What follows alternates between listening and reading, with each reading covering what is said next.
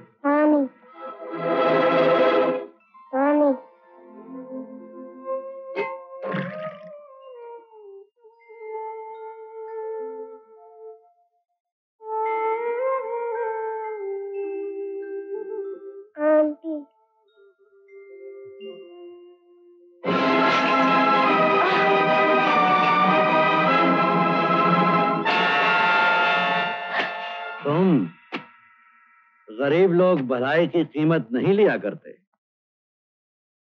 लेकिन दिन को किसी की मदद करके घर की पोजीशन जरूर देख लेते हैं और रात को चोरी करने चले आते हैं। क्यों? देखो बाबू, चोरी करने आई अपन की मजबूरी थी। क्या मजबूरी थी तुम्हारी? अपन की माँ अस्पताल में है, ऑपरेशन के लिए 2000 रुपए चाहिए। अब सीधे रास्ते तो इतना रुपया मिलता नहीं, तो चोरी करने चली आई। अगर मैं तुम्हें पुलिस के हवाले कर दूं तो तुम्हारी माँ का ऑपरेशन कैसे होगा? ऑपरेशन तो होगा बाबू, चाहे उसके लिए मुझे किसी का खून क्यों ना करना पड़े। ओह, ये बात है। तो मैं पुलिस को बुलवा लेता हूं।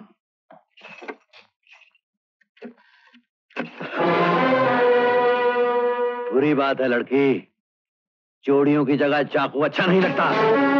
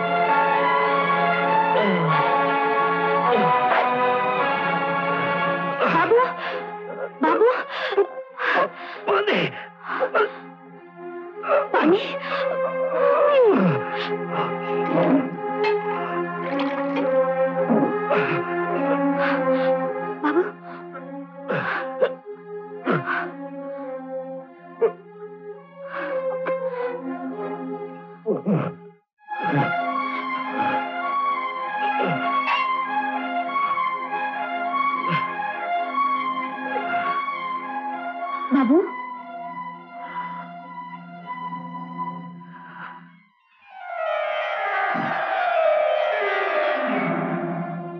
अब कैसी तबीयत है बाबू?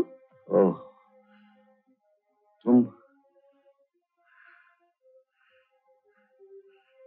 तुम अभी तक यहीं हो? तुम्हें तड़पता छोड़कर तो नहीं जा सकती थी। अजीब लड़की हो तुम। माँ का ऑपरेशन कराना है, चाकू लेकर तुम चोरी करने निकली और किसी को तड़पता हुआ नहीं देख सकती? अपनी जरूरत इंसानियत से ज्यादा तो नहीं होती, पर ये अचानक तुम्हें क्या हो गया था? कुछ नहीं, एक दर्द है जो कभी कभी उठाता है। मेरा दर्द तो पुराना हो गया है, लेकिन इस वक्त तुम्हारी माँ का ऑपरेशन बहुत जरूरी है, वो मैं करवाऊंगा। ये लो पैसे।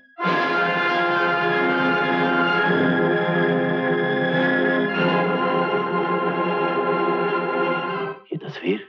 ये मेरी बहन की है। तुम्हारी बहन? हाँ बाबू, एक ट्रक ड्राइवर ने उसे हमसे दूर कर दिया। इस सदमे ने मेरे बाबूजी की जान ले ली। मेरी बहन उसके बच्चे को जन्म देते समय भगवान को प्यारी हो गई। हम माँ बेटी दर दर की ठोकरें खाते फिर रहे हैं, सिर्फ इस उम्मीद पर कि एक दिन उस जलील इंसान का गिरबान मेरे हाथ में होगा और मैं उससे अपने खानदान की तबाही का बदला लूंगी। मैं उसकी बोटी बोटी चील कमों को खिला दूंगी। माँ कसम, मैं उसकी खटिया खड़ी कर दूंगी। तुम्हारी माँ कौन से अस्पताल में है? भगवान दास अस्पताल में। ये रुपए लो और जल्दी जाओ। भगवान तुम जैसे देवता को हमेशा सुखी रखे, हमेशा सुखी। देहान तो मुझे चंपा की मोहब्बत में मिली थी। तुम्हारी नजर में सिर्फ इंसान का दर्जा मिल जाए, यही भाव था मेरे लिए। नमस्ते माँ जी। अरे आओ सेठ। माँ, ये वही सेठ हैं जिन्होंने तुम्हारे ऑपरेशन के लिए पैसे दिए। ये उनका बच्चा है माँ। नमस्ते माँ जी, आपके लिए मैं फूल आया हूँ। बड़ा प्यारा बच्चा है। आओ बेटी। ये लो प्रसाद, माँ का ऑपरेशन कामयाब हो गया। ये तो बड़ी खुशी की बात है। डॉक्टर साहब जी।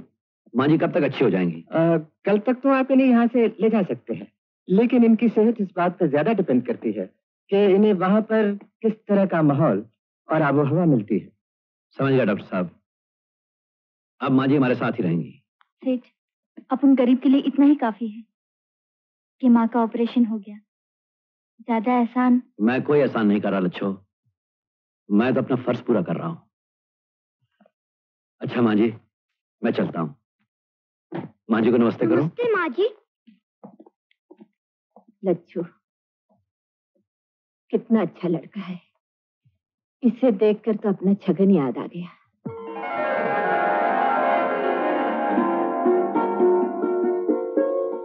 मट्टी की एक ही धुलाई में धुल जाएगा। चलो दादा, आधा बस है। अरे आधा बस है। आपने मुझे नहीं पहचाना?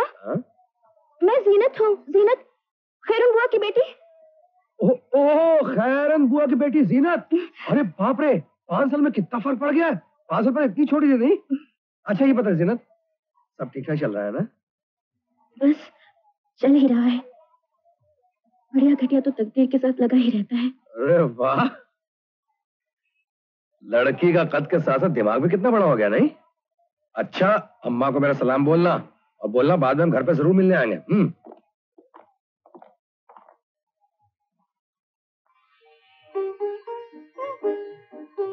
बाबा चलो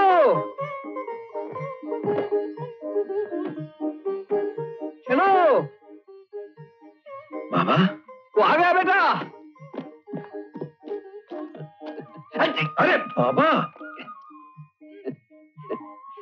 तेरा तो जन्म ही दूसरों को संभालने के लिए है रे। अरे बाबा, संभालते हो तुम हो इन सारे छेनुओं को। बाबा, तुम्हारा स्कूल तो बड़ा जोरदार चल निकला। हाँ, तू देख ले छेनो, इन गरीबों के झोपड़ों के दिए इल्म की रोशनी से सारे देश को जगमगा देंगे। अरे सो तो होकर ही रहेगा बाबा।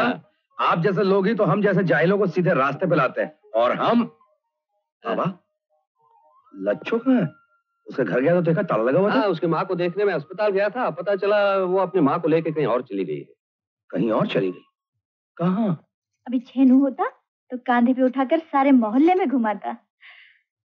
आंटी तुम तो बिल्कुल मम्मी जैसे लगती हो। अच्छा, पहले तो मुझे मम्मी के कपड़े पहनाए और आप मम्मी लगने लगी। तुम्हें यकीन नहीं? आओ मैं तुम्हें मम्मी की तस्वीर दिखाता हूँ। चल। जानती हो क्यों? तुम्हारा प्यार जो तुम्हारे जाने के साथ साथ बंटी की जिंदगी से हमेशा के लिए चला गया था, आज तुम्हारे खून के जरिए उसे फिर से मिल गया है।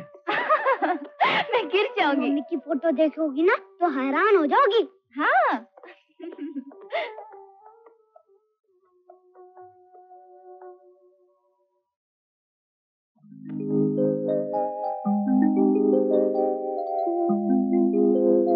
पापा, आंटी बिल्कुल मम्मी जैसे लगती है। मम्मी की फोटो दीजिए ना, मैं आंटी को दिखाऊंगा। ओ बेटे, वो फोटो जो है ना, वो हम दफ्तर में रखा है। हम इन्हें बताएंगे ये मम्मी से कितनी मिलती है। अच्छा बाबा, मान गए, मैं तुम्हारी मम्मी जैसी। मैं मम्मी क्या करूं? आंटी। पापा, हमें मम्मी कहना अच्छा लगता है। बुरी बात है बेटे, जिस बात के लिए पापा मना करे ना, उसे फौरन मान लेना चाहिए। पापा, मम्मी कहना बुरा है? ओफो, अच्छे बेटे हर बात का जवाब नहीं मांगा करते। जाने भी दीजिए ना बाबूजी। बच्चा जिस बात का मतलब न जानता हो, उसको रोक कर उसके दिल को दुखाकर क्या फायदा। बेटे, तुम मुझे किसी भी नाम से पुकार सकते हो। आज तुम्हारा जन्मदिन है ना?